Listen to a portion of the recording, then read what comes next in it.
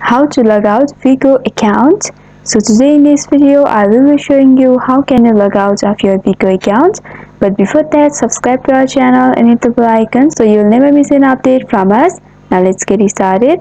So once you are in the home page or this phase of Bigo Live, you'll be able to see or explore to various people over here. So in order to log out, you just have to tap on your me or the profile option in the right bottom corner, and from over here you have to tap on the settings option in the right upper corner.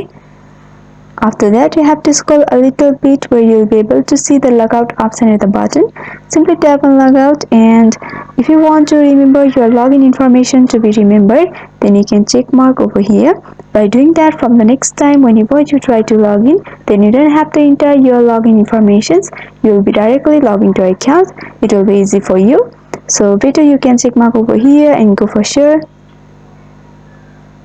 And few seconds later you can see my account has been logged out. So this is how you log out Bigo account. I hope this video was helpful. If you have got any queries regarding this video, then you can mention down below in the comment section. Thanks for watching.